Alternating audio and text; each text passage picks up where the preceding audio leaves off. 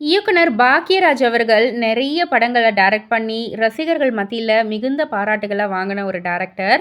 அவர் வந்து சமீபத்தில டியூட் படத்த பத்தி வந்து பேசியிருக்காரு. அதாவது வித்தியாசமா ஒண்ணு பண்ணலாம்னு நெனச்சுக்கிட்டு ஒண்ணு பண்ணியிருக்காங்க. தாலிக்கு மரியாதை இல்லன்னு சொல்றீங்களே, ஒரு பொண்ண பல பேர் பொண்ணு பாக்க வராங்க. பல பசங்கள அவங்களுக்கு பிடிச்சிருக்கும். ஆனா, ஏதாவது காரணத்தால கல்யாணம் வரைக்கும் போய் நின்னு போகும். அப்போ எத்தன பேர் அவங்க மனசுல வந்து போறாங்க? அவங்க எல்லாம் எப்படி அவங்க மனச விட்டு போவாங்க? அவளுக்கும் தாலின்னு ஒரு ஏறும்போது தான், அதுதான் தாலிக்கு இருக்கிற அந்த ஒரு சென்டிமென்ட். தாலின்னு ஒண்ணு ஏறிடுச்சுன்னா, புருஷன தவிர வேற யாரும் வந்து நெனைக்க மாட்டாங்க.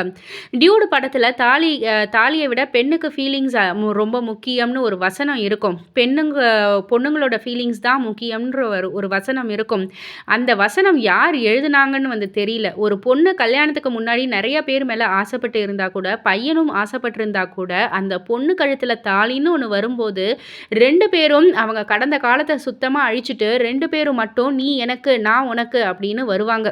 அதற்கு காரணம் அந்த ஒரு தாலி தான். அந்த தாலிய இப்போ அசிங்கமா காமிச்சது எனக்கு வந்து சரியா இல்ல அப்படின்ற மாரி வந்து சொல்லியிருக்காங்க.